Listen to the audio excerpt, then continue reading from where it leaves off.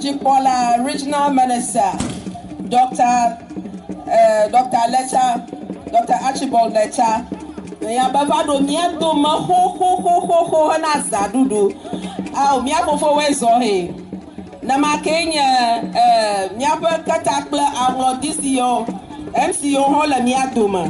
Miabo fo katakla apoto set yo movu. Miawe dom. Yapantome ya yekoma draw. Boboto set yo movu. Kami ga yamba gbogbo lulu. Yema. Achitraba anya MP ano MPP. Wahola miado ma. Na namaka Boboto Emmanuel Gambaga kata top MCA yehala vima mawan top ya river ana miadomi miada yinami na ko gba to bi adagayi o bako me amagara o dagayi dogaya ro ma la to mayim ale nyama ma woni. It's a display of our beautiful culture. We call them the Tagayis. Owema. Otodom. Wamaroma Dagbadotama. Napo aba kokushiona. Pakamanya kokushionyo. Nanamoho na otoema. Da kodimiato. Akoname.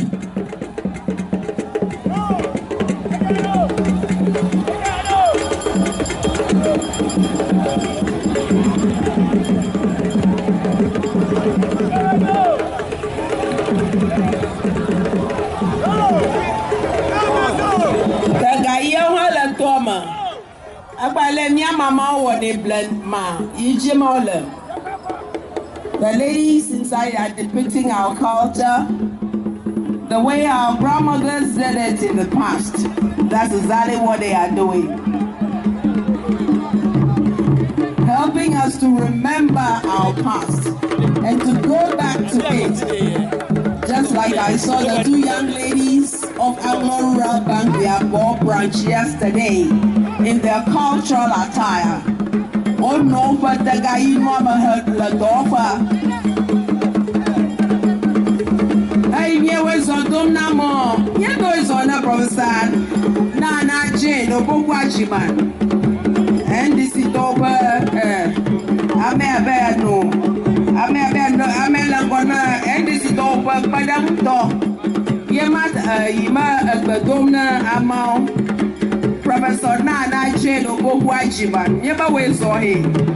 Ways or Bammy at the Batogo, ways or Gotoga Malano. Ways or Daya, ways or he. Yawela Doji, Yawela Doji. Yaways or Donam of Vovo. Yaba to Yaprola Vovo, had that dollar here. Yaba NBC Dolly, NPP Dolly. Close to Holly, Papa Louis Holly. I can't have the Penya over Nka. I have never known a poetry. Then you got a Penya Plumpo. I love me Catania with the Ghana. If we're talking about Ghana, we need all these political parties to move the nation forward. So if you are in another party and in another one, we are not enemies. We come together and we move our nation Ghana forward.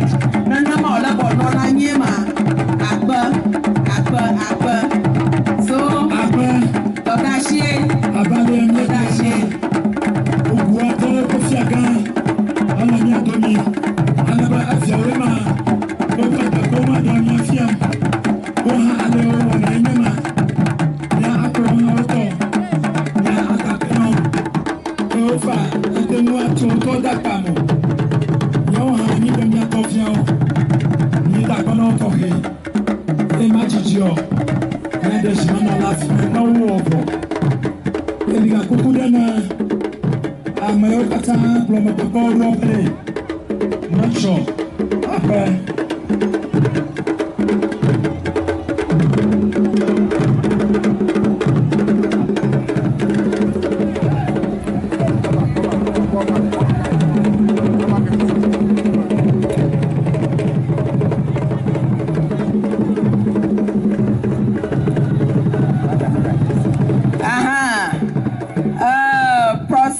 Na Jane Oboguajiba, Emma Bagatogan, a dog big plum, about a dark plum, Appa, near that way, so he.